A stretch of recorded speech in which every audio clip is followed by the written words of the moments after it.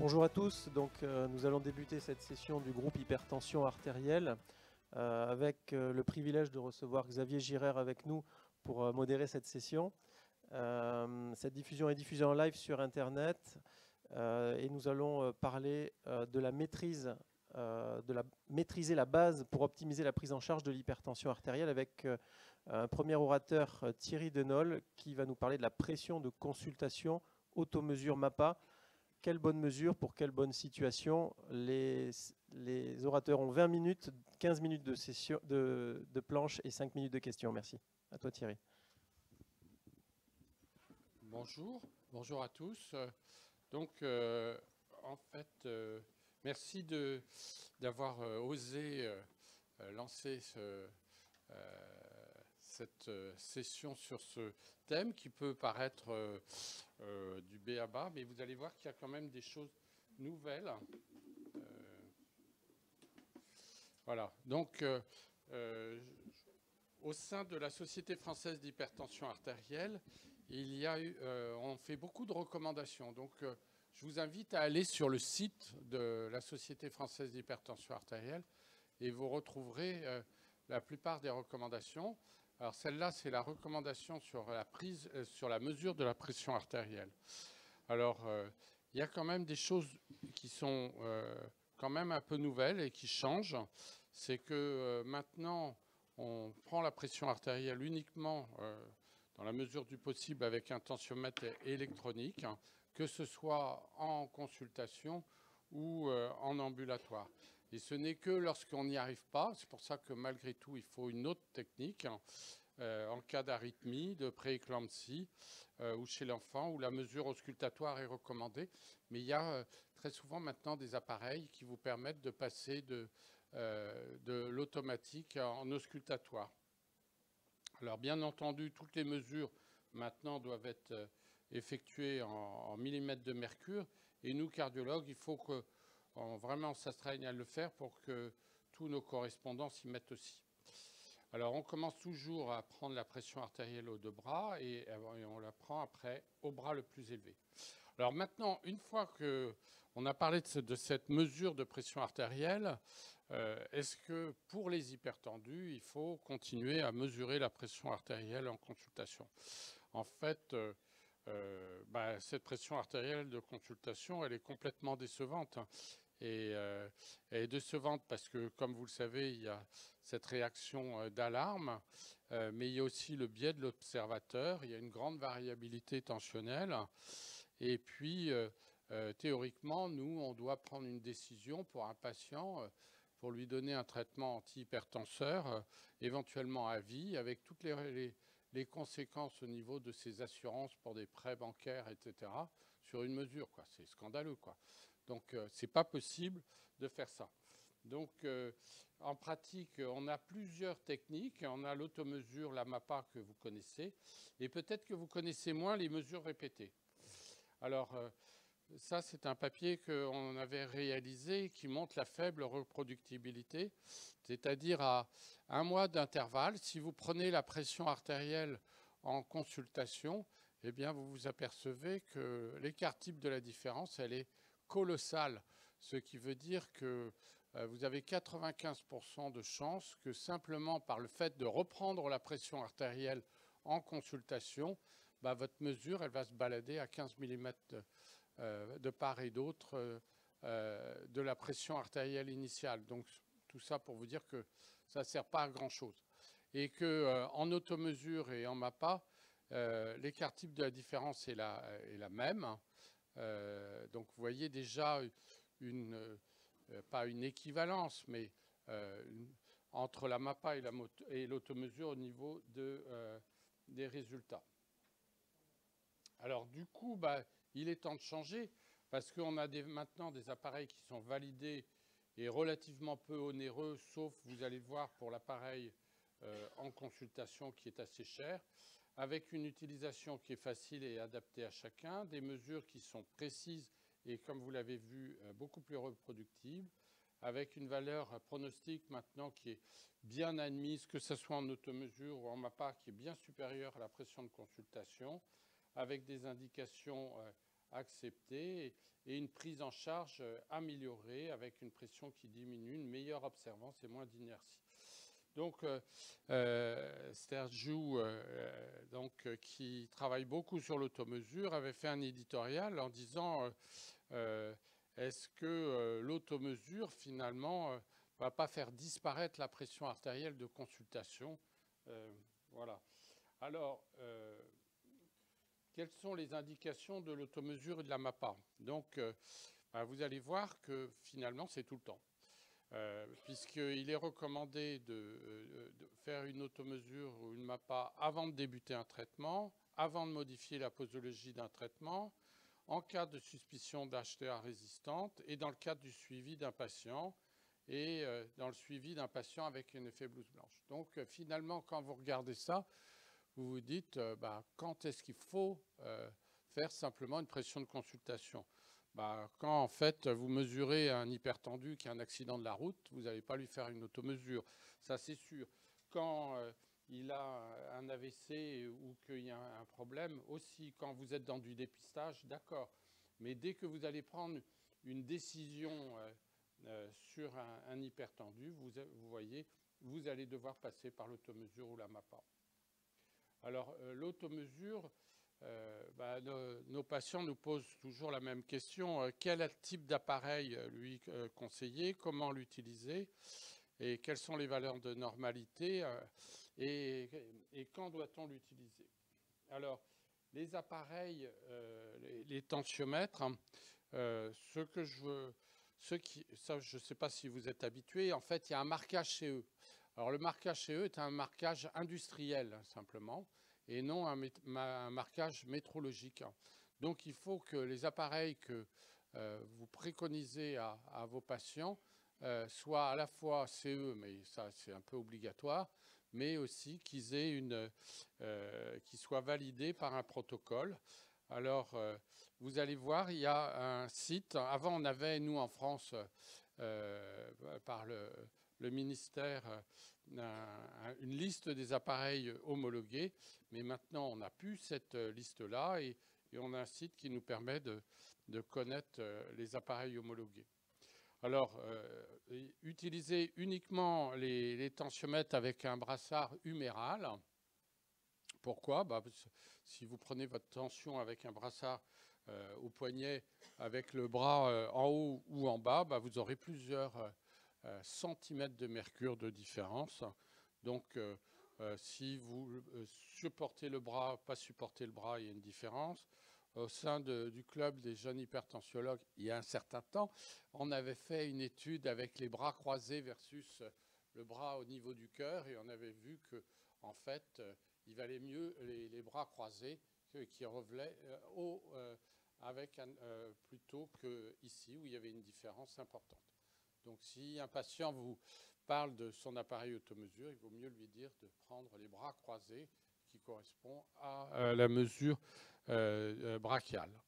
Et il faut 3 brassards dans vos cabinets, un cuissard, un brassard normal et un petit pour les personnes très maigres ou les enfants.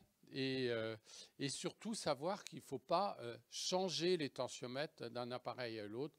Vous avez un appareil qui ne marche plus, vous gardez les brassards pour le mettre à un autre. Non. Les brassards sont adaptés à l'appareil électronique. Donc ne changez pas, ne permettez pas les brassards d'un appareil à l'autre. Alors les tensiomètres, voilà la liste Stride BP. Je vous conseille d'aller là-dessus. Vous aurez la liste de tous les appareils qui sont homologués, que ce soit les appareils d'automesure, les appareils de MAPA et les mesures de consultation qui sont homologués et en vous disant dans quelle population aussi, parce que par exemple pour la femme enceinte, eh bien il n'y a que quelques appareils qui ont été homologués. Ça ne veut pas dire que les autres ne marchent pas, ça veut dire qu'on ne sait pas. Dernier élément pour vis-à-vis de l'homologation, refusez absolument de demander à votre patient de revenir et de mesurer avec lui son appareil d'automesure. Je ne sais pas si vous vous souvenez de votre classe de CP ou de CM1. hein. Une droite se définit par au moins 2 points. Donc si vous définissez et vous dites à un patient, apportez-moi, et puis on va vérifier avec mon appareil, vous allez faire à un point, et à partir de ce point-là, vous allez dire au-dessus et en dessous, ça sera aussi pareil. Ben non, c'est pas vrai. Donc une homologation nécessite de vérifier sur tout un range si ça marche et si ce n'est pas une sinusoïde que vous allez avoir, et que donc si vous dites ce point est le même, au-dessus, en dessous, ça sera pareil, ben non, c'est pas vrai. Donc refusez absolument, et un appareil d'automesure qui ne fonctionne pas, on ne peut pas le renvoyer au constructeur, etc. Il faut le changer. Voilà. Donc les appareils maintenant, pour les patients, vous voyez, vous en avez autour de 50 €. Il y en a un peu moins cher. Après, il y a des différences suivant les technologies. S'il y a une arythmie, il y a aussi la possibilité pour un patient, c'est la technologie MAM, vous appuyez, vous avez 3 mesures de suite immédiatement. Vous avez des appareils qui vous font les moyennes automatiquement. Ça, je vous conseille d'utiliser les appareils qui font les moyennes, ne pas faire votre calcul vous-même des 18 mesures, ce qui est assez pénible. Et puis, vous avez cet appareil pour les professionnels qui est beaucoup plus cher. Voilà. Et puis, Xavier va vous parler de...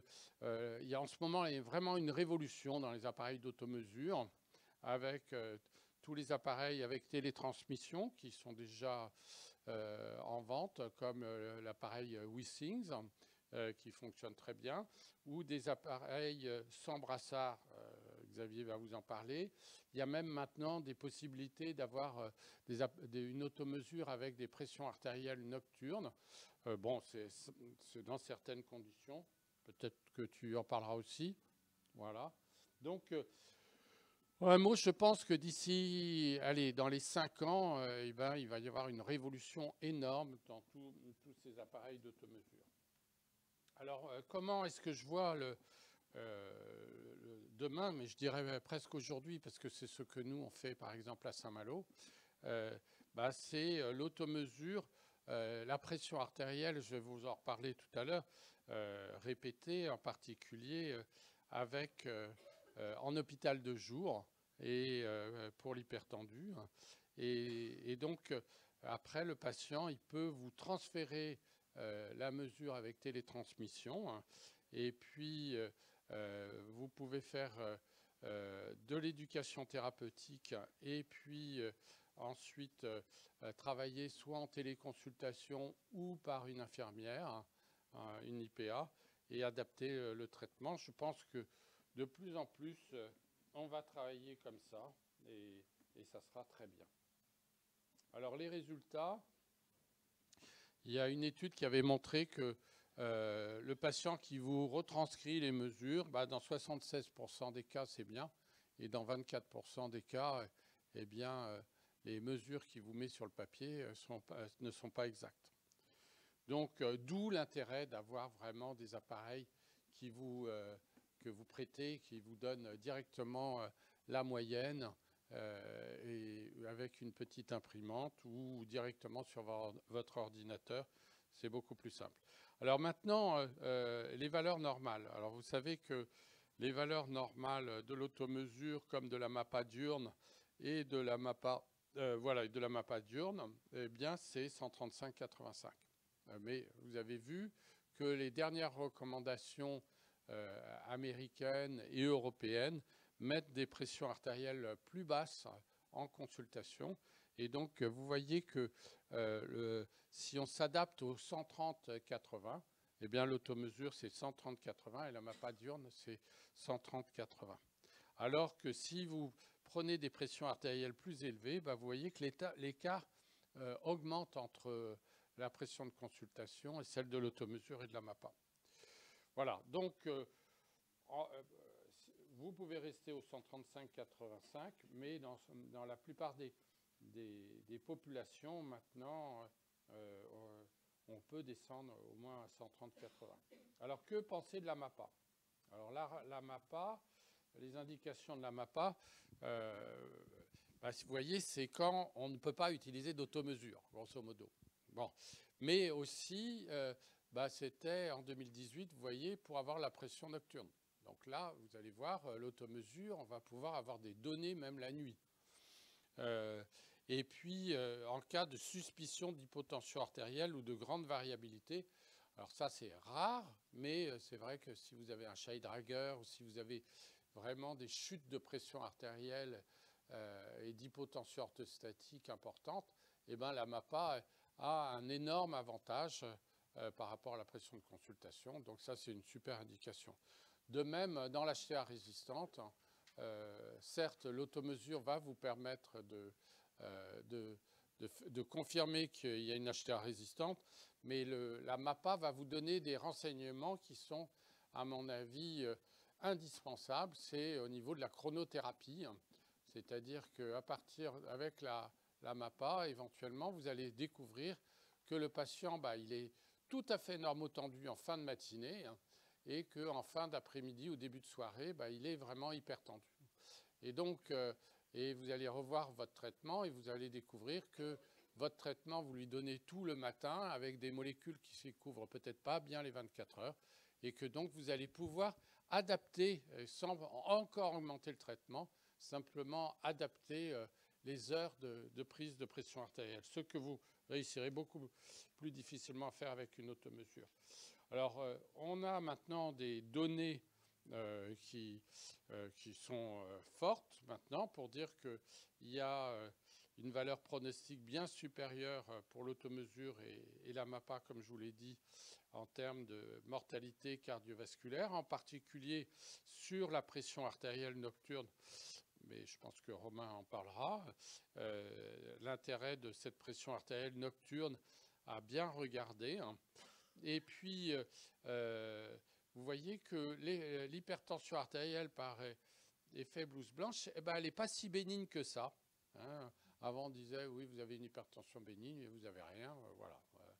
Eh bien non, vous voyez que le risque lié à l'hypertension artérielle par effet blouse blanche, eh bien, est important. Et de même, l'hypertension artérielle masquée, qui représente un petit pourcentage de patients, c'est-à-dire des patients qui sont normotendus à votre cabinet, qui sont hypertendus en dehors du cabinet, eh bien, est associé à un risque encore plus élevé que l'hypertension classique.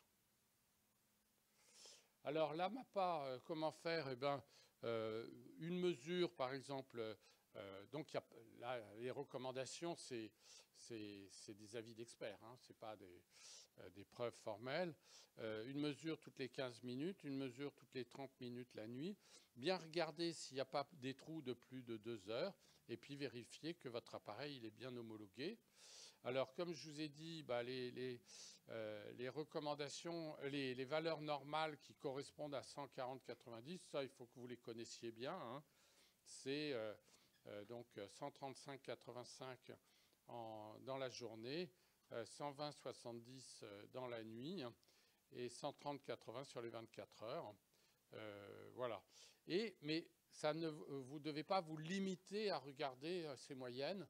Il faut que vous regardiez bien la courbe et découvrir, par exemple, ces cycles nictéméraux inversés avec aussi dans votre rapport savoir si votre rapport entre la nuit et le jour dépasse 10%, ce qui signe cette inversion du cycle nictéméral. Et puis là, vous voyez que vous pouvez avoir des variabilités avec des effets blouse blanche. Donc, la MAPA est indispensable. Le problème de la MAPA, comme vous le savez probablement, c'est que la MAPA n'est pas remboursée. Alors, l'assurance maladie le met en gold standard, mais c'est ça qui est paradoxal. Cette technique est hors nomenclature, donc ça pose des soucis. D'autant plus que c'est un appareil qui est beaucoup, beaucoup plus cher que les appareils d'automesure. Et dans tous les services, il n'y en a pas. Par exemple, je m'occupe beaucoup d'hypertension de la femme enceinte. Bien entendu, dans les matères, ils n'ont pas d'appareil de MAPA. alors qu'ils ont des appareils d'automesure. Voilà. Donc, oui, vous voyez, la MAPA, elle est indispensable, ça c'est sûr. J'ai eu la surprise en arrivant, en allant sur l'hôpital de Saint-Malo, pour tout l'hôpital, qui est quand même un hôpital conséquent, eh bien, il y avait un appareil de MAPA. Donc, c'est important que vraiment on ait des appareils vraiment à notre disposition dans toutes les indications qui sont indispensables et qui ne peuvent pas être résolues par les appareils d'automesure, qui ont beaucoup plus d'avantages, hein, c'est sûr, parce que c'est pas cher. Vous vous dites, mon patient n'a sûrement pas un appareil d'automesure. Moi, je vous encourage à demander dès la semaine prochaine à tous vos patients, est-ce que vous avez un appareil d'automesure? Vous allez voir, quasiment maintenant, tous les patients hypertendus ont leur appareil d'automesure. Alors, ils ne sont pas tous homologués. Il y en a 50% encore au poignet. Mais ils ont leur appareil d'automesure. Ils ne savent pas l'utiliser, mais c'est à vous de leur montrer comment l'utiliser correctement. Voilà. Donc maintenant, moi, je voudrais surtout vous parler de la mesure répétée de la pression artérielle. La mesure répétée de la pression artérielle, avant, vous savez, avant l'automesure et la MAPA, on disait de faire revenir le patient à plusieurs reprises avant de décider de débuter un traitement. Maintenant, on a des appareils comme celui-là, comme cet appareil Omron, qui vous permet de déclencher la pression artérielle de manière automatique, de dire, bon, bah, au bout de 2 minutes ou 5 minutes, l'appareil se déclenche. C'est un peu comme une sorte de Dynamap, hein. Je vous rappelle que le Dynamap, lui, il n'est pas tout à fait homologué, hein, pour en particulier la diastolique. Il est à mauvais grade, donc utiliser les Dynamap, c'est souvent pas très bon en termes d'homologation. C'est une petite surprise comme ça.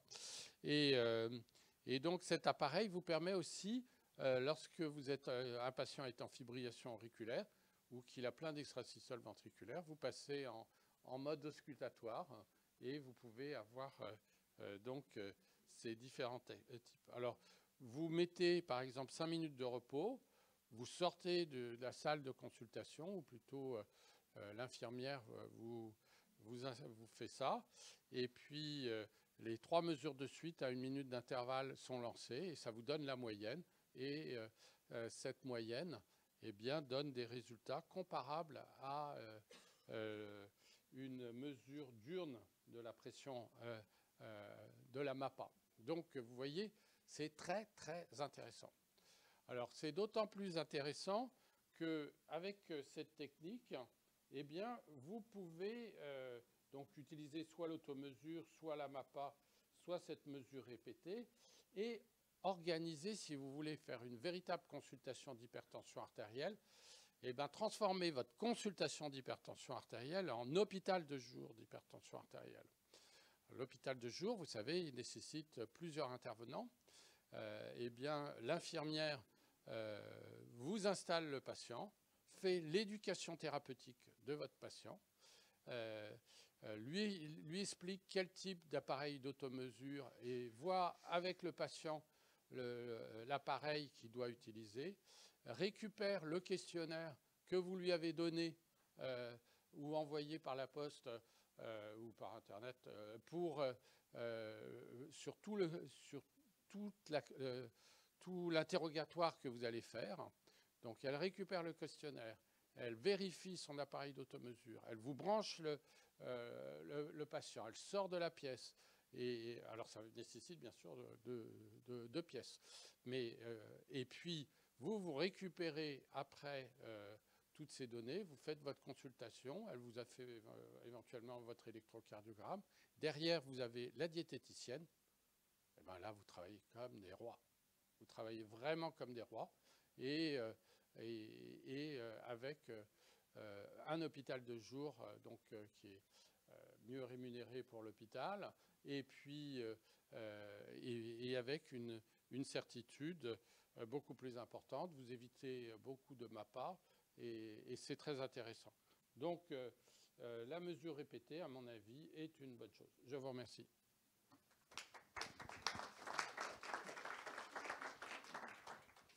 Mais merci Thierry d'avoir fait ce rapide survol. Il y avait plein de choses à dire et je vais, moi, pointer un point du début. Tu nous parles de cette recommandation qui consiste à mesurer la pression artérielle aux 2 bras. J'aimerais connaître ton expérience personnelle parce que moi, il se trouve que je m'y suis mis depuis quelques mois parce qu'il y a maintenant des appareils, il y a 2 ou 4 brassards. Et j'ai eu énormément de surprises. Ce paramètre-là, alors j'ai eu des surprises, mais j'aimerais d'abord que tu me dises, est-ce que tu appliques cette recommandation avec les appareils oscillométriques, automatiques, ou tu ne l'appliques pas? Dis la vérité, on est entre nous. Hein. Et bien maintenant, avec l'hôpital de jour, je le fais de manière systématique. Oui, Pas donc moi, tu le fais mais faire. Tu le l'infirmière. fais faire, c'est pas toi Ouais, qui ouais. le fais. Et c'est génial, hein. Vraiment, cette histoire d'hôpital de jour, c'est Non, non, mais attends, génial. attends. Parce Je que te pose la question de systématiquement- la mesure aux 2 bras, pas de Oui, l'hôpital mais de jour. systématiquement, l'infirmière commence par prendre la pression artérielle aux 2 bras, puis ensuite... Oui, elle fait un bras pilote. Ouais. Oui, c'est vrai qu'il y a une différence. J'ai randomisé les gens. J'ai commencé par le bras gauche, c'est l'infirmière qui le faisait, et puis pour 100, et puis j'ai randomisé pour que ce soit dans la même session, et le hasard. Eh bien, c'est toujours le bras par lequel on commence qui est le bras le plus haut. Si on fait un seuil à 5 mm de mercure par systolique. Alors ça m'a posé question.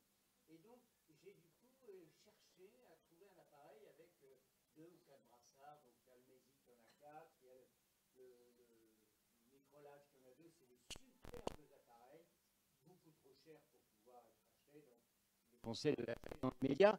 Mais quand vous mesurez aux 2 bras en simultané, la symétrie tensionnelle, je peux vous dire qu'il y en a extrêmement peu. En pratique, il y en a 0.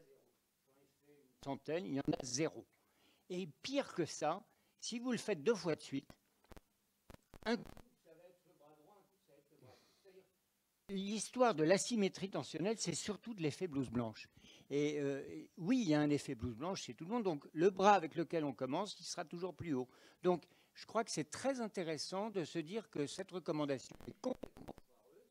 Mais on a des appareils aujourd'hui qui vont nous permettre de changer notre pratique et surtout de conseiller les patients. Parce que moi, maintenant, quand je le fais systématiquement à ma consulte. Et là, alors que je ne mesurais plus la tension à personne, mais je leur dis, maintenant, dorénavant, vous pouvez mettre votre tensiomètre de bras sur le bras que vous voulez. Vous voyez, comme ça, au moins, les gens... sinon, tu leur donnais quel conseil? Alors, moi, je mets un bémol à ce que tu viens de dire. Bon, c'est vrai que c'est très, très rare, les sténoses sous clavière, mais j'ai, par exemple, un patient où je ne peux pas mesurer la pression artérielle, et du coup, je suis obligé d'utiliser le sphygmocore. Et le sphygmocore, j'ai une mesure centrale de la pression artérielle parce que, effectivement, il est complètement athéromateux. Et du coup, j'ai des problèmes de mesure de pression artérielle. Oui. Je suis d'accord. Alors, il y a peut-être des collègues du Maghreb ici. Moi, les vrais cas d'asymétrie tensionnelle de sténose sous-clavière, c'est les patients avec Takayasu. Et les Takayasu, nous, à Paris, on n'en voit quasiment plus. Pourtant, j'ai un service de médecine. Ça, c'est sûr qu'on n'en voit pas. Malo, si on en voit. Mais il y en a beaucoup au Maghreb, pour des raisons que je ne connais pas d'ailleurs. Et donc, oui, mesurer au 2 bras, c'est très utile, parce qu'on peut faire des diagnostics extraordinaires. Hein, des gens jeunes, hypertendus, avec... bon, je sais pas. Romain, tu as cette expérience, toi, d'asymétrie? Moi, sinon, des sténoses athéromateuses dans toute ma vie, j'ai le souvenir de 2. Alors, oui, je veux bien, mais j'ai vu, je voyais 2000 hypertendus par an. Donc, c'est quand même beaucoup d'énergie pour rien, quoi. Mesurer aux 2 bras, pour une vie entière, je pense que c'est beaucoup d'énergie pour rien. Mais les nouveaux appareils, soyez à l'affût de ces trucs-là. Et si vous pouvez vous en faire prêter un, le Mésic extraordinaire, avec 4 brassards, la DOP, les API. Tu as déjà testé le Mésic ou pas? Ah oui, c'est vraiment bluffant, hein. Et c'est très très bien conçu, c'est incroyable. Mais le Microlife est très bien aussi et va être repris par la marque Spengler. Et donc Spengler va commercialiser cet appareil. Enfin, moi je les pousse beaucoup à le faire sous leur marque à eux. C'est un superbe appareil. Il vaut 800 €, ce qui est à mon avis complètement scandaleux. Mais peut-être que Spengler le mettra en location ou des trucs, en tout cas pour les hôpitaux, ce sera peut-être plus simple. Mais soyez à l'affût de ça, parce que c'est Ouais. Comme l'a Alors, dit... pour les mesures répétées, donc là, cet appareil-là est vraiment très intéressant parce que ça, c'est un homme rond, ça, d'ailleurs. Et ça vous permet vraiment de ne plus avoir que cette technique. Là, vous tournez le bouton, vous passez en manuel, mesure unique, mesure répétée. Ouais. Mais il est très cher. Là, je ne sais pas combien il est, mais il est très cher. Le défaut des moyennes sur la mesure répétée, c'est qu'ils font la moyenne des 3 mesures. Oui. Et en fait, la reco, elle dit, vous faites la moyenne des 2 dernières mesures. Donc, en fait, ce n'est pas encore très bien. Là aussi, j'essaye de faire du lobbying. Peut-être ça va marcher. Il y a un appareil pro que Spengler doit sortir. Avec la Covid, ça a pris beaucoup de retard. Qui, effectivement, va être vachement bien. Je l'ai vu.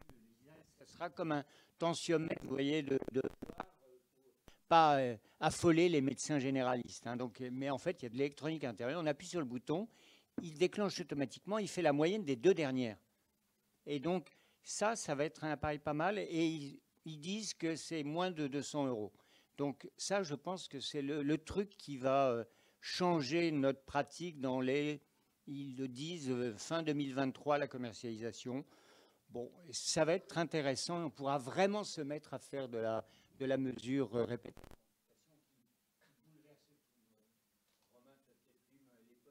Il a un truc. J'ai fait aussi des choses sur la mesure répétée de consultation. C'est incroyable. L'effet blouse blanche. Mais on dit toujours l'effet blouse blanche chez les gens âgés. Pas du tout. On dit toujours l'effet blouse blanche, il n'y a que les tensions élevées. Pas du tout. Il y a un effet blouse blanche pour des gens qui ont 130 en première mesure. Eh bien, ils peuvent avoir 90 à la 3e mesure. En particulier, si c'est des gens de petit poids et si c'est des femmes. Il y a un effet genre que je ne m'explique pas, mais qui est indépendant de l'effet du poids. Donc il y a il faut qu'on se méfie de la pression artérielle, même des pressions normales. C'est passionnant. Mais on n'a pas fini de faire les topos. Est-ce que tu pourrais, Thierry, moi j'aimerais te poser... Tu nous as dit, regardez la liste pour les appareils d'automesure. Non, je veux dire, on dit pas, moi aux patients, je dis pas regardez la liste. Moi je lui dis, écoutez, achetez les grandes marques. Achetez les grandes marques parce que les grandes marques, vous ne vous tromperez pas.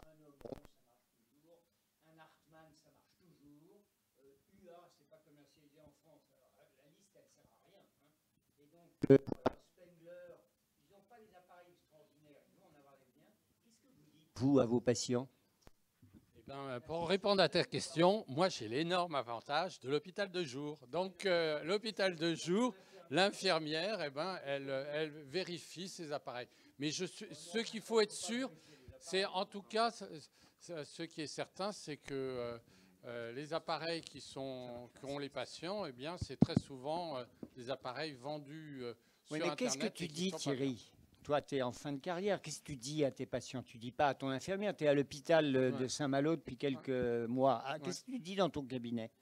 Eh bien, je regarde quand même les valeurs. Je leur dis surtout pas de m'apporter l'appareil.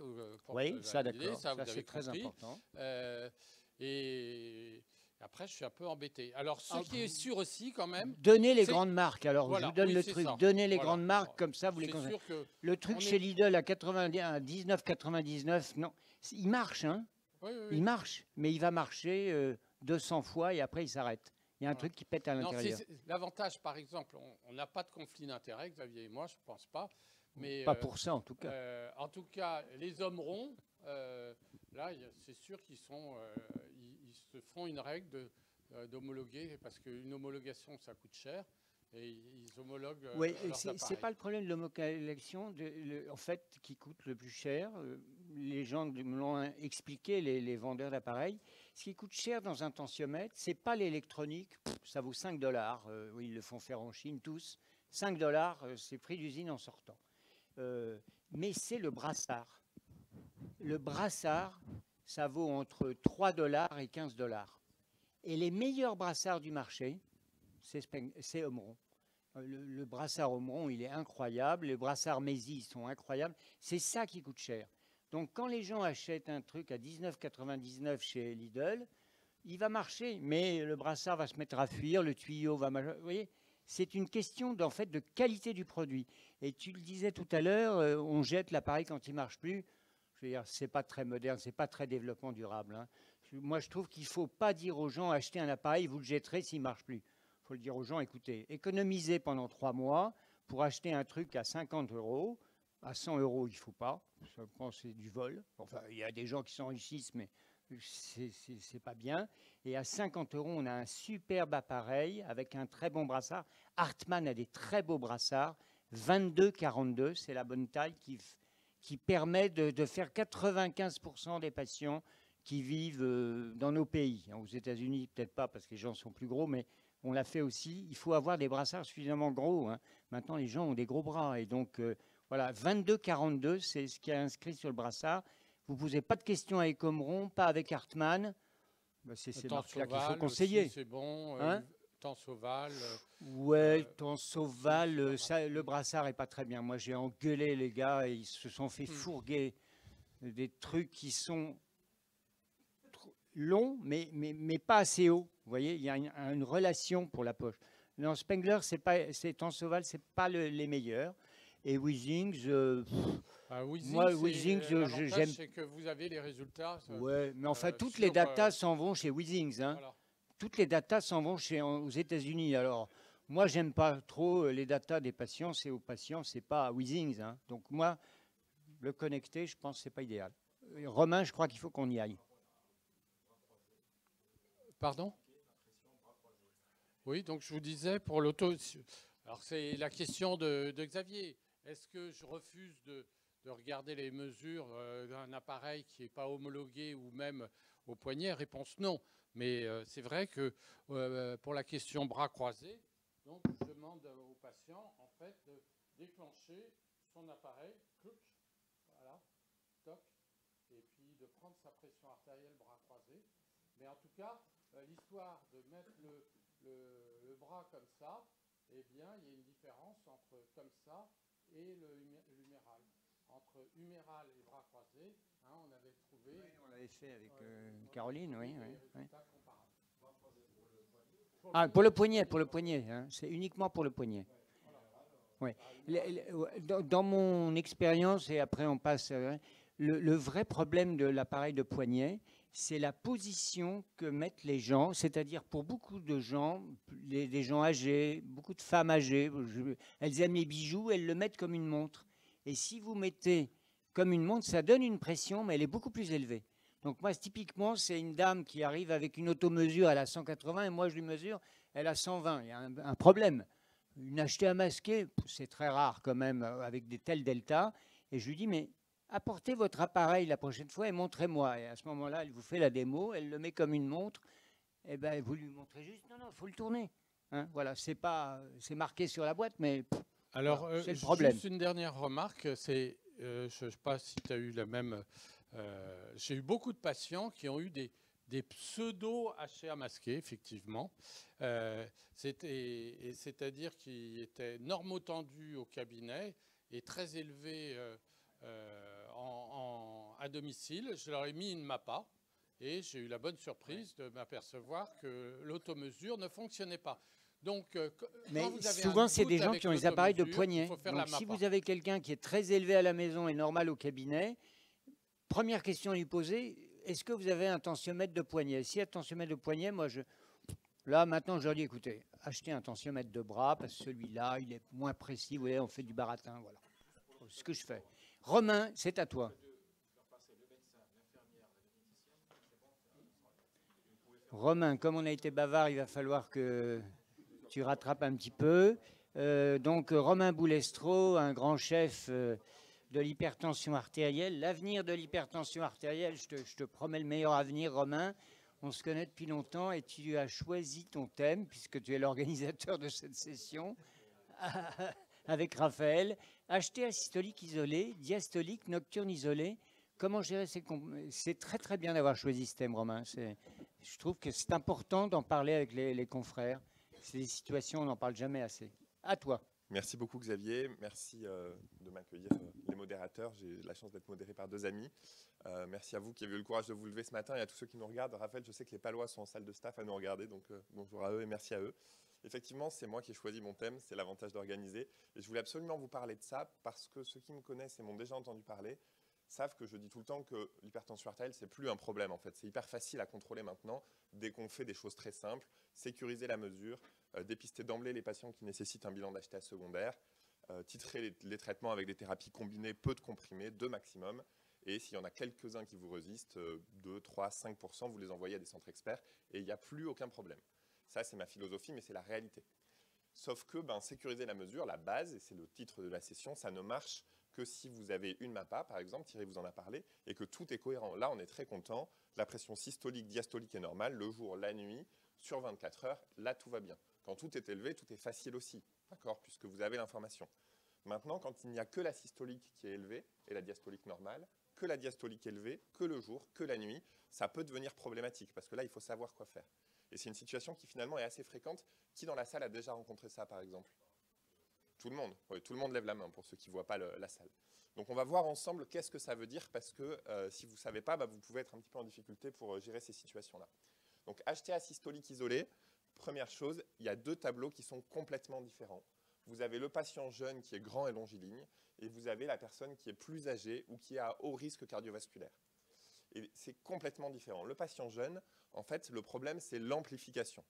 Si vous prenez un drap et que vous faites un petit mouvement, quand vous étendez la couette, là, vous faites un petit mouvement au niveau de vos mains, à la fin du drap, vous voyez bien que le drap va faire un grand mouvement. La pression artérielle, vous voyez, elle fait exactement la même chose quand elle part de l'aorte ascendante et qu'elle arrive à l'artère poplitée ou à l'artère humérale, à l'endroit où nous, on fait la mesure. Vous voyez que la diastolique ne bouge pas, mais que par contre la systolique s'amplifie, s'amplifie, s'amplifie. Donc vous comprenez bien que si un patient est très grand et très longiligne, un basketteur mettons, vous pouvez lui mesurer 170-70 ou 150-70 à cause du phénomène d'amplification.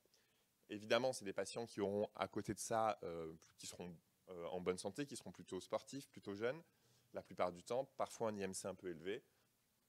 Ce qu'il faut du coup, c'est récupérer l'information de la pression artérielle centrale, ce qui n'est pas forcément facile. Donc l'information qui est déjà importante, c'est que ça marche pour des patients qui ont moins de 40 ans. Vous savez qu'à partir de 40 ans, la pression diastolique, elle va commencer à baisser, elle, et il n'y a que la systolique qui reste élevée. Et vous voyez que quand on regarde le phénomène d'amplification que je viens de vous présenter, à 50 ans et à 70 ans, ça n'existe plus du tout, et la pression périphérique est la même que la pression centrale. Donc ça, c'est la même chose. Comme je dois accélérer, je passe dessus. Comment on fait pour régler ce problème-là? Vous pouvez reconnaître le phénotype, et ça, tout le monde dans cette salle peut reconnaître le phénotype, le basketteur, et vous pouvez mesurer la pression artérielle centrale. Et donc ça, c'est un petit appareil comme ça qu'on pose sur le poignet, et ça va analyser l'onde de pouls que vous avez au niveau huméral, qui est là, et ça va reconstruire la pression artérielle centrale, et ça va vous donner, vous voyez, les 2 valeurs, à la fois la radiale et la centrale. Donc soit vous êtes rigoureux et vous allez regarder les normes ensuite dans la littérature et vous voyez où est votre patient, soit votre appareil vous le donne. Je suis désolé, toutes mes photos vont être très moches, j'en suis navré. Votre appareil vous dit si la pression artérielle centrale est normale ou pas. Là, vous voyez, elle est normale supérieure. Okay. Cette hypertension artérielle isolée, c'est à peu près 5% des jeunes de moins de 40 ans hypertendus. Donc c'est pas rare, c'est pas très fréquent, mais c'est pas rare. Qu'est-ce qu'on fait de ces gens-là? Une fois que vous avez identifié que c'était ça, les recommandations de 2013 sont très claires, 3A. Alors, je ne sais pas comment elles ont eu un A au niveau d'évidence parce qu'il n'y a aucun essai randomisé.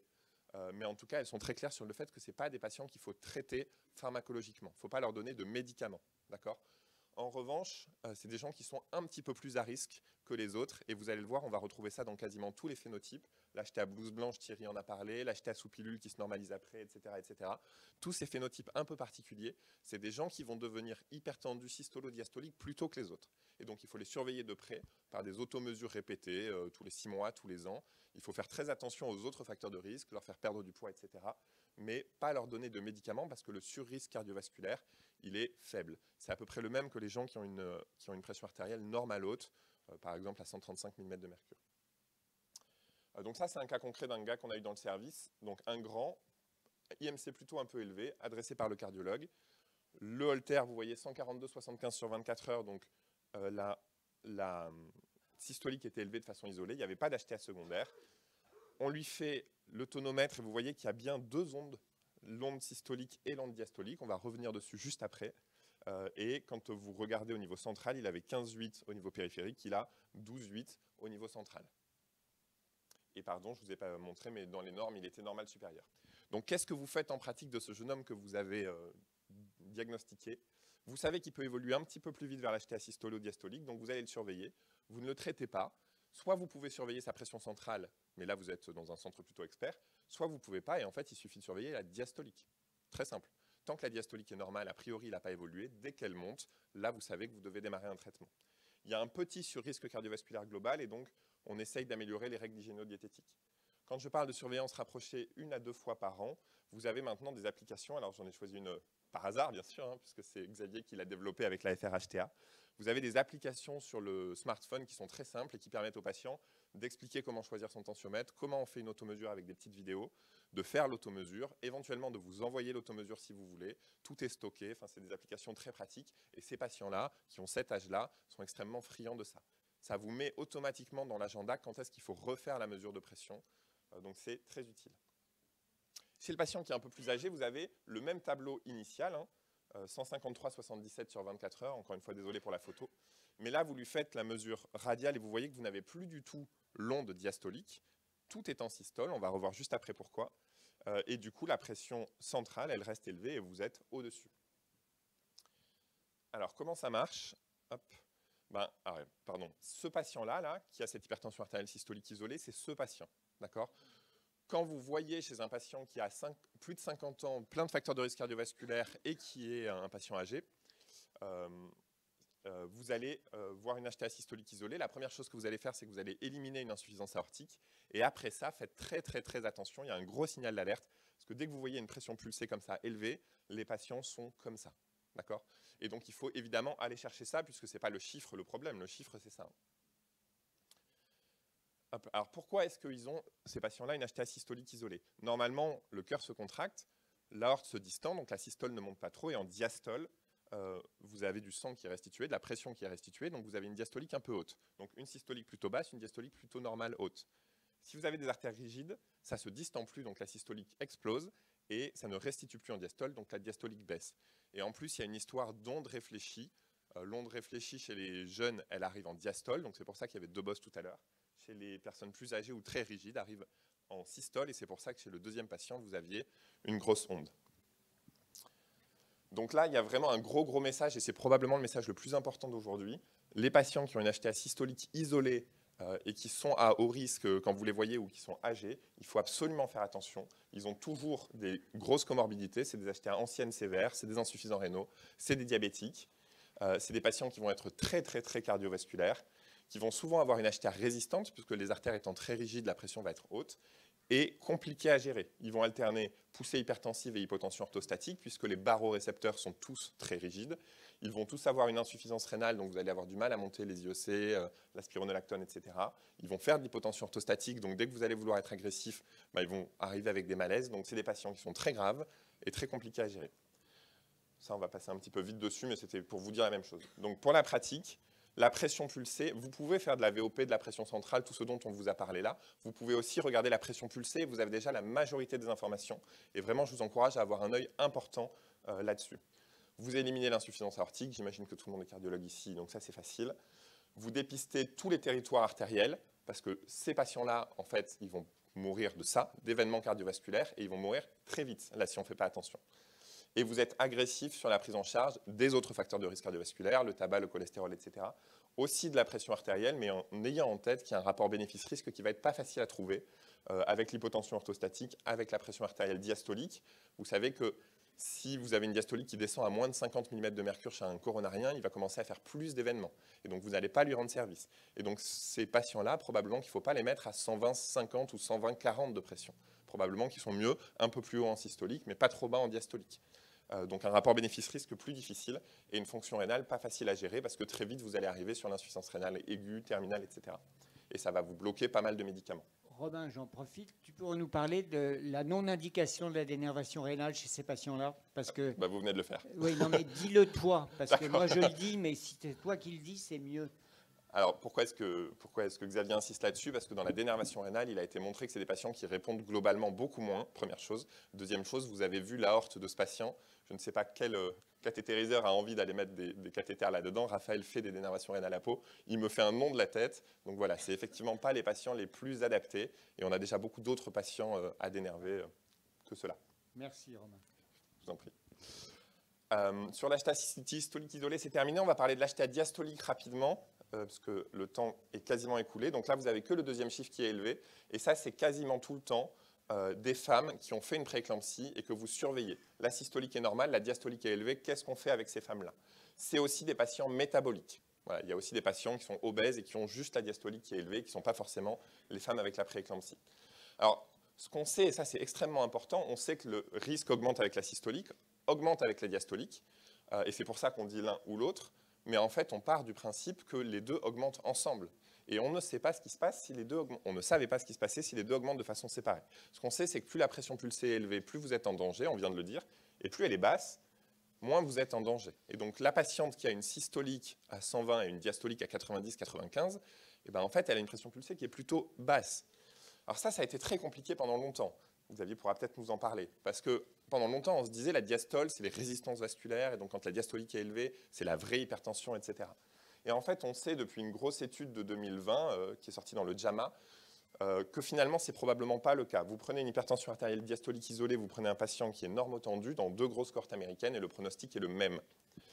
Il est le même à un détail près, c'est que c'est surtout des patients, alors je ne sais pas si on a le même détail, c'est surtout des patients de 50 ans d'âge moyen et métaboliques, et ce n'est pas des femmes qui ont fait une prééclampsie qui, elles, restent à haut risque. Donc pour ce sous-groupe-là, femme prééclampsie, je n'ai pas le détail. Xavier? Oui, j'ai beaucoup aimé ce papier, enfin on l'a partagé ensemble. C'est qu'ils ont une systolique qui doit être inférieure à 130. Vous voyez, c'est ces patients qui, on se dit, mais il n'a que la diastolique élevée, mais la systolique est normale, parce que si vous avez 140-95, non, hein, c'est pas bien. C'est pas ce que dit le papier. Donc il faut rajouter une systolique à moins de 130, une diastolique élevée à 90. Eh ben, en fait, il ne faut pas emmerder les gens, quoi.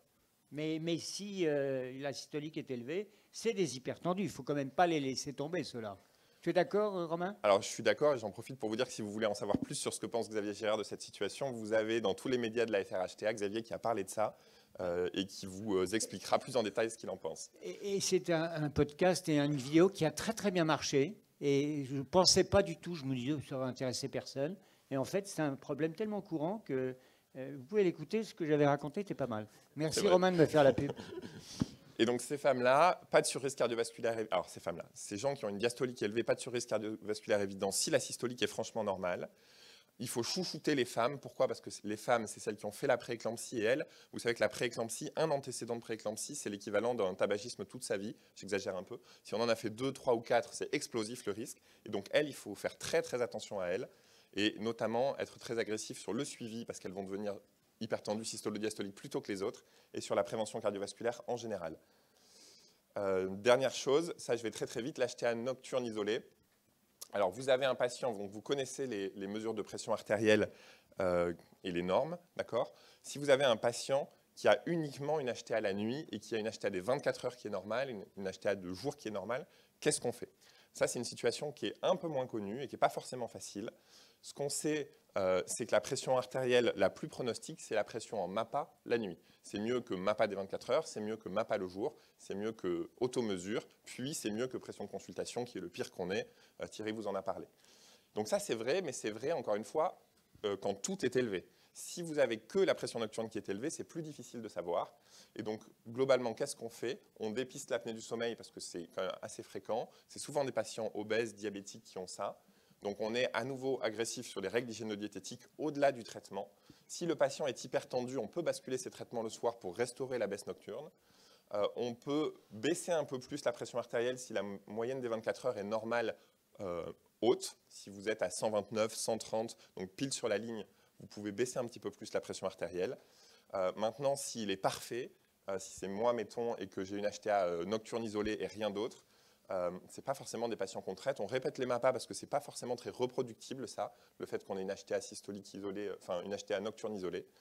En tout cas, on ne les traite pas et on traite surtout les facteurs de risque cardiovasculaire. Donc j'en arrive à la conclusion. On va revoir les 3 situations dont on a parlé. L'HTA systolique isolée, donc que le premier chiffre. Si vous êtes un jeune, on surveille la diastolique, on traite les facteurs de risque cardiovasculaire, mais pas de médicaments, et ce sera le cas pour tous les autres phénotypes nocturne isolée, diastolique isolée. Si on est une personne âgée ou une personne à haut risque cardiovasculaire, attention, énorme warning ici, c'est des patients qui vont faire beaucoup d'événements, eux, il faut être extrêmement agressif. La diastolique isolée, a priori ça va, attention aux femmes qui ont fait une prééclampsie, et la nocturne isolée, Si on a un traitement, on le passe le soir, on dépiste le diabète, mais on fait comme ici et comme ici, on traite sur tous les facteurs de risque. Et je vous remercie. Magnifique, Romain, c'est superbe ton topo. Peut-être on a juste le temps, une question brûlante, et puis après, pour éviter que vous ratiez. Vas-y, Thierry. Juste là, je prends ma casquette de réadaptateur. Et en fait, en réadaptation, on a bien sûr tous les coronariens qui ont un peu ce profil d'HTA systolique. Et du coup, mais avec une diastolique normale. Et le danger, c'est de vouloir trop baisser la diastolique, parce que comme tu l'as montré, le risque cardiovasculaire augmente de manière très importante. Donc je voulais te laisser en parler aussi. Tu viens de le dire. On n'a pas le temps là, mais il faut que la prochaine fois que tu fais ce topo-là, tu parles de la gestion de la poussée tensionnelle de ces patients systoliques âgés. Qu'est-ce qu'on fait? On a chacun nos petites pratiques. Moi, je donne un catapréssant. Hein.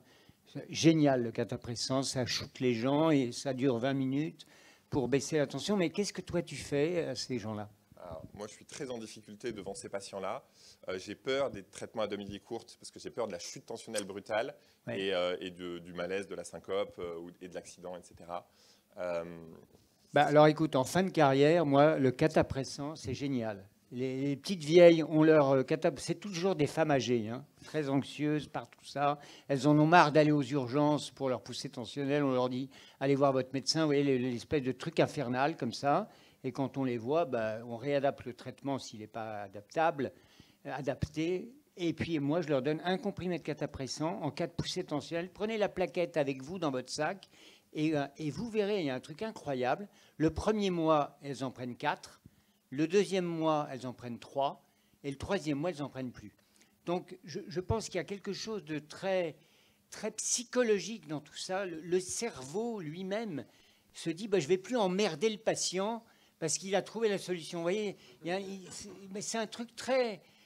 C'est à la fin de sa carrière qu'on peut raconter des conneries pareilles. Mais c'est vrai, c'est vrai. Catapréssant, tant que c'est encore commercialisé. En comprimé, hein, pas le truc injectable. Donc c'est un petit truc. Tu faisais pas ça Ah non, mais je... Ouais. Et Thierry non plus. Tu ne faisais pas le catapréssant? Moi, dans ce cas-là, je fais beaucoup de ma part et j'essaie de discuter avec le patient, la patiente. Mais je suis d'accord, la MAPA chez la personne âgée, c'est pas simple. Mais il ne faut pas leur donner un Loxène. Vous voyez, on donne tous un Loxène. Loxène, ça leur file mal à la tête et tout. Non, ça ne va pas. Puis ça dure trop longtemps. Il y a des hypotensions. Catapréssant, il n'y a pas. C'est un espèce de vieux produit. Enfin, tu l'as connu, le catapréssant? Moi, c'est Michel Safar, mon patron, qui a fait ça. Tu aurais pu citer Safar quand même, parce que tout ce qu'il vous a raconté sur l'HTA systolique, c'est Michel Safar qui a popularisé tout ça, fait travailler les gens. Hein. C'est capital, hein, la distensibilité artérielle. C'est français. Hein. Oui, je fais gaffe. C'est français. Donc, dis-le la prochaine fois, Romain. Tu connais M. Safar? Il est très âgé maintenant, mais voilà, il a vraiment beaucoup apporté dans la connaissance de tout ça. Bon, Xavier, allez vite, rapidement. Xavier, c'est vous l'homme du présent. Vous allez parler de la mesure du futur, une mesure sans brassard. Voilà, alors on va aller très vite parce qu'on a dépassé le temps, mais je vous promets, j'ai fait un court topo. Donc la mesure du futur, une mesure sans brassard, déjà le titre, je te remercie. Je remercie les organisateurs de m'avoir donné ce titre un peu provoquant, mais c'est vrai.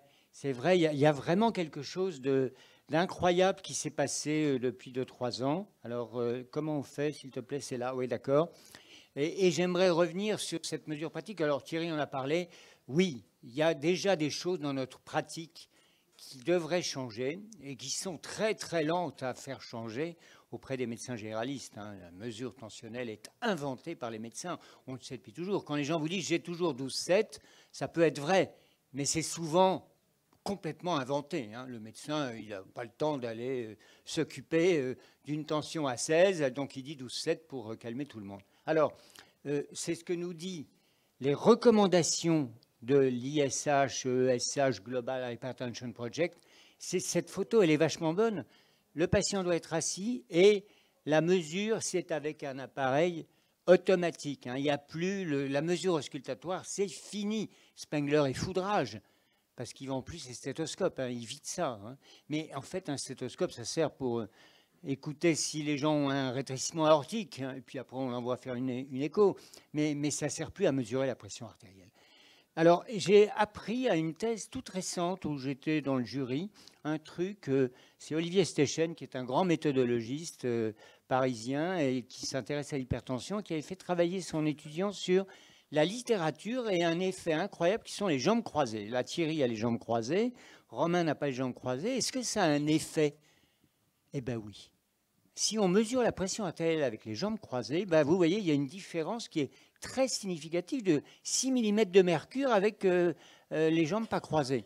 Donc il faut, c'est marqué dans les recos, moi je m'en foutais complètement de cette reco-là. Bon.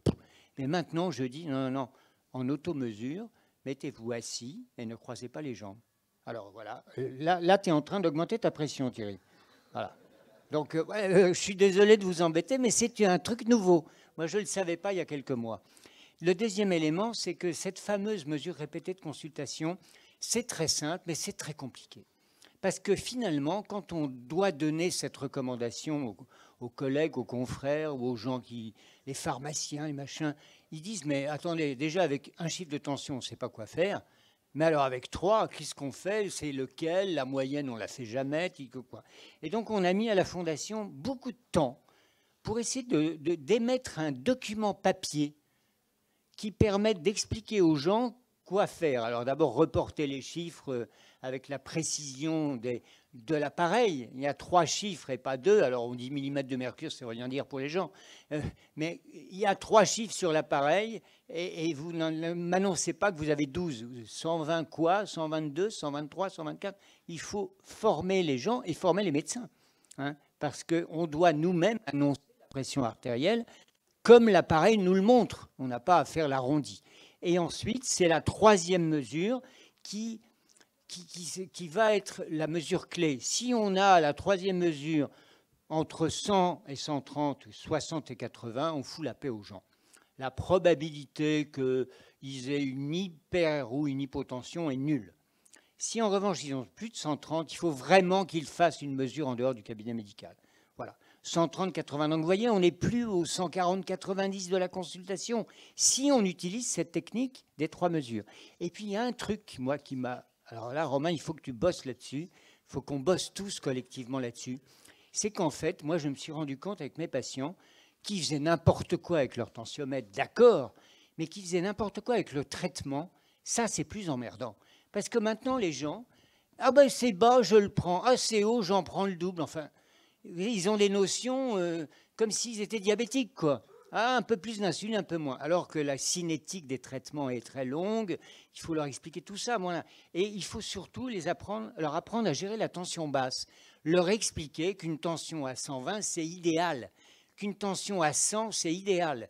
Et donc, moi, j'ai beaucoup travaillé sur les bases de données et les chiffres aussi. L'hypotension, il faut que tu m'invites un jour pour que je vous fasse... parce qu'il y a des trucs passionnants. L'hypotension, c'est pas... Tout le monde n'a fait pas des hypotensions. Puis il y a des hypotensions qui n'ont aucun symptôme. Ce n'est pas l'hypotension orthostatique. En un mot, il y a un vrai travail à faire autour de tout ça. Alors la mesure de demain, c'est la mesure dite cuffless. Cuffless, ça veut dire, c'est la traduction que je fais en français, sans brassard. Peut-on mesurer la pression artérielle sans brassard? Eh bien, vous savez que oui, depuis bien longtemps, hein, en 1710, on plantait un cathéter et puis on mesurait la colonne. Bon, on a évolué. Marais, il a mis la méthode oscillométrique. Korotkov, la méthode auscultatoire. Vous voyez, il y a des évolutions. L'Aubry et Vaquez, qui ont fait la richesse de Spengler, il a inventé la méthode auscultatoire avec le tensiomètre à aiguille. Et puis Panasonic, c'est Panasonic qui a sorti le premier appareil. Ils n'en sortent plus du tout. C'était un appareil de tensiomètre de poignet, grand public. Hein. C'était le premier appareil validé. Et puis, la nouveauté, c'est ça. C'est ça, une méthode photoplétismographique qu'on connaît depuis très très longtemps, mais qui est combinée à de l'intelligence artificielle. Et c'est ça qui est la valeur ajoutée.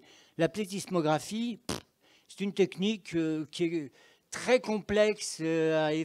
Oui, enfin, bon, on sait le faire depuis longtemps, mais beaucoup de data permettent d'estimer la pression, et c'est ce fameux bracelet-là, voilà, qu'on porte là. J'en ai porté un pendant 6 mois. On m'en a volé un dans un aéroport, je l'avais posé, parce que j'ai récupéré, il n'y était plus. Ça devait intéresser les gens. Et deuxième élément, le deuxième, je l'ai perdu. Un jour, je l'ai enlevé de ma poche, parce que c'est pas waterproof ce truc.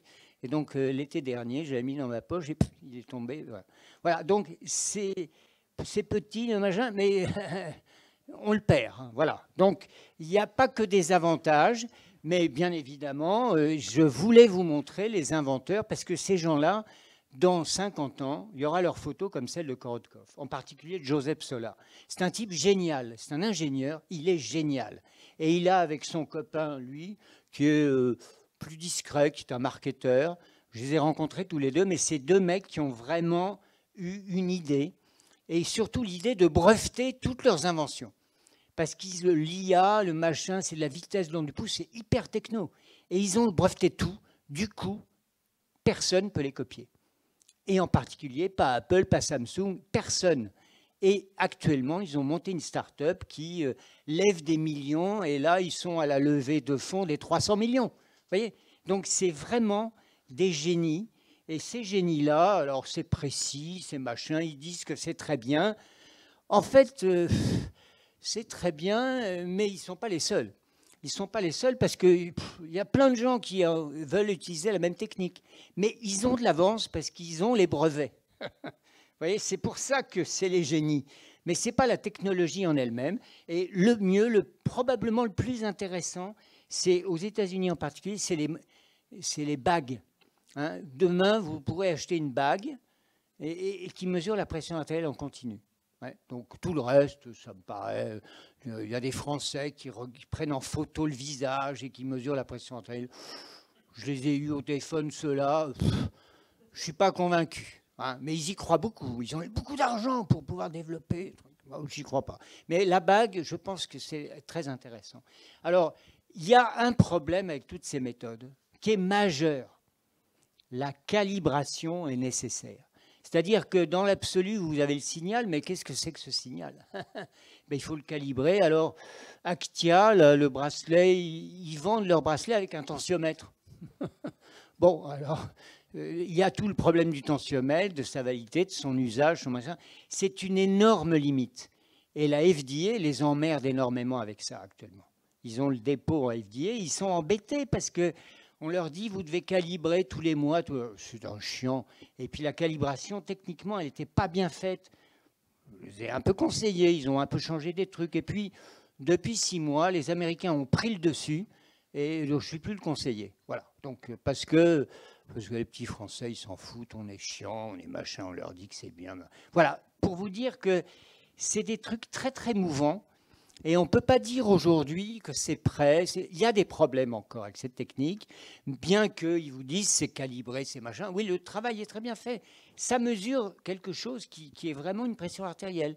Mais chez des gens normaux, ça va. Chez les hypertendus et les hypotendus, pop, pop, pop. On a quand même tendance, quand on porte ce truc-là, on a une pression artérielle fantastique. Hein, 120, c'est très bien. Alors, bon. Je ne sais pas. Alors, il y a des choses, après, conceptuelles. Est-ce que le fait de mesurer tous les jours que fait le Seigneur, alors c'est toutes les minutes, il y a 30 secondes de mesure. C'est comme ça que ça marche, ce truc-là. Donc, c'est vraiment en continu. Alors, est-ce que ça a un intérêt de mesurer souvent sa pression artérielle? Oui, nous a dit Thierry, il ne faut pas la mesurer qu'une fois. Mais est-ce que ça a un intérêt de la mesurer tout le temps? La réponse est non. En fait, vous voyez, ça, je l'ai fait porter à un patient. Sur 3 jours, c'est exactement la même tension. Donc pourquoi emmerder les gens avec un truc de plus? Il suffit de l'avoir une seule journée, en fait. Hein, voilà. Moi, c'est ma conclusion. Quand je leur ai dit ça, ils m'ont dit c'est contre le business model. Je dis peut-être, mais à quoi ça sert de mesurer sa pression tous les jours? C'est pas la montre de fréquence cardiaque. Ça, vous voyez, c'est. Deuxième élément, est-ce que ça sert de la mesurer sur 2 semaines? Est-ce que c'est reproductible? Oui, alors en fait, la pression artérielle d'un individu, elle est reproductible, hein, sauf si on y change le traitement, sauf si y a des modifications. Mais en fait, mesurer sa pression artérielle tout le temps, ça ne sert à rien. C'est mon sentiment, je suis à la fin de ma vie, mais professionnelle, mais voilà, ça ne sert à rien. Et on a eu beaucoup de mal à communiquer ça, parce que beaucoup de mal, pas pour l'envoyer au meeting de l'ESH, mais parce que Joseph Sola est signataire. C'est un copain, Joseph. Et alors, quand j'ai écrit l'abstract, là, en disant il y a des bénéfices, il y a des limites, oh, il m'a emmerdé. Il m'a dit, oh non, non, ça, tu ne devrais pas dire. Enfin bon, on est dans le business, là. Et donc, même toutes les publications que vous avez, les trucs, Grégoire Wüsner, qui est un gars très bien, bah, Grégoire, son indépendance par rapport à l'industriel, elle est modeste, quoi, parce qu'ils sont là derrière nous. C'est pire que l'industrie pharma, hein. Et ils ne veulent pas qu'on dise ça parce que ce n'est pas bon, et le dossier FDA. Alors, moi, je vous dis que aujourd'hui, ce que j'en pense, alors je vais peut-être aller en tôle, enfin, en tout cas, Sola ne va plus me parler, mais tant pis. Je ne le recommande pas pour le soin aujourd'hui. Ça ne remplace pas ces machins. En revanche, je suis certain que des MAPA, dans 10 ans, on n'en fera plus. On utilisera des techniques comme ça. C'est bien mieux, on voit la pression de nuit, tout ça. C'est super. Mais ça va faire disparaître quelque chose, mais ça ne va pas faire disparaître la pression à la consultation. Ce n'est pas du tout prévu pour ça. Ça ne va pas faire disparaître l'automesure non plus. Je pense que l'automesure, ça marche très bien déjà. Ce n'est pas la peine d'emmerder les gens. Voilà. Mais ça va remplacer la MAPA. Et en revanche, ça va changer la prise en charge des sujets avec une élévation de la pression artérielle, c'est certain. Parce que mesurer la pression artérielle sans avoir un brassard qui se gonfle, alors ça, c'est une sacrée évolution. On va pouvoir la mesurer la nuit sans réveiller les gens. Et c'est la nuit que c'est le plus important, la pression artérielle. Ce n'est pas à la consultation du médecin. Voilà. Alors, j'aimerais en profiter pour vous dire, je te remercie, tu as fait un peu la pub, mais j'ai besoin pour la chaîne YouTube que l'on fait Hypertension France d'avoir des abonnés. Alors, on en est à 800. Et j'aimerais franchir le seuil de 1000. Et donc, si tous là, vous cliquez, ça ne vous engage à rien, vous cliquez. Et vous dites à vos fils, vos maris, vos conjoints, vos machins, cliquez. Et puis si à la fin du week-end, je suis à 1000, je remercierai Romain. Mais ceci étant dit, il y a plein de vidéos sympas. Hein. Voilà, je vous remercie.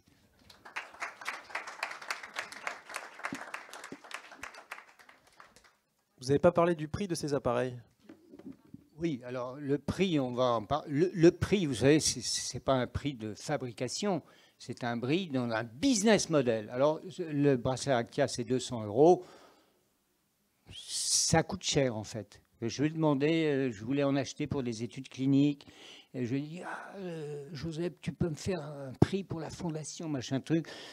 Il m'a envoyé les gens, ils m'ont dit, écoute, oui, pour toi, ça sera 150. Donc, ça veut dire parce que c'est un coût.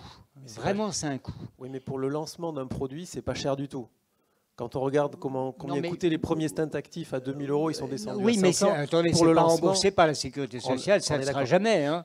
Donc oui, c'est quand même les gens qui payent de leur poche. Mais il y a des gens dans le monde, ils en ont vendu 15 000 hein, en 2 ans. Il y a des gens, 200 €, c'est rien du tout. Mais bon, voilà. Ce que je veux dire, c'est que quand ils en auront vendu des dizaines de milliers, ça coûtera peut-être que 50 € et donc peut-être même moins cher qu'un appareil d'automesure. Mais en fait, je pense que le prix du tensiomètre, comme le prix de la dénervation rénale, c'est pas le problème. Je veux dire, quand tu as une prothèse de hanche, que tu dois te faire changer la hanche pour la prothèse de hanche et que tu n'as pas d'argent, eh ben, il y a une solidarité, il y a un machin, tu te fais prêter de l'argent et tu te payes ta prothèse de hanche avec le bon chirurgien de ta ville. Donc, alors, les gens qui veulent s'offrir un tensiomètre, oui, moi, j'ai des gens qui n'ont pas le sou. Hein. Je travaille à l'hôpital public dans le 13e arrondissement. J'ai beaucoup de gens immigrés, sans papier, les machins, les gens qui vivent avec 200 € par mois. Je me dis, mais comment ils font? Je leur dis, achetez un tensiomètre automatique. Ils me disent, oh, aucun problème. Et, voilà, c'est tout. Voilà. Alors, est-ce que... Non. Et puis, si je leur dis, ils n'ont pas d'argent, parce qu'il y a des gens qui sont vraiment à 50 € près. Mais je leur dis, ce mois-ci, vous mettez 5 € de côté, et puis 5 € là, et puis demandez à votre fille. C'est très intergénérationnel, hein, le tensiomètre. Maintenant, tu le disais, Thierry, tout le monde a un tensiomètre. Ce n'est pas vrai. Il n'y a que 50% des hypertendus qui ont un tensiomètre. Mais tout le monde a un accès à un tensiomètre, parce qu'ils l'empruntent. Moi, j'ai des gens, il y a un tensiomètre par famille. Et comme je soigne la fille, la mère, alors je leur dis, ah non, mais le tensiomètre est chez maman. Je vais aller le récupérer. Voilà. Voilà. Donc, autant on a un pèse-personne tous par appartement. Le tensiomètre, ce n'est pas le cas, mais il y en a un par famille. Et voilà, donc il faut acheter des bons tensiomètres, ça coûte 30 €. Un Hartmann, ça vaut 35 €. Hein, et c'est un super tensiomètre. Alors pourquoi ils le vendent 35 et l'autre, ils le vendent 60 ? Moi, je ne sais pas. Mais il y a des gens qui se font des marges, hein, puis c'est tout. Donc tu vois, 200, je ne sais pas ce que ça veut dire. En tout cas, merci à tous. On va devoir conclure cette session. Bravo aux orateurs. Je suggère l'année prochaine que vous fassiez une session supplémentaire parce qu'on aurait pu parler toute la matinée. Et je vous encourage à rester à la session suivante qui sera animée par Aïcha Awad et Abdul Khan sur des cas cliniques, session organisée par le groupe Afrique. Merci.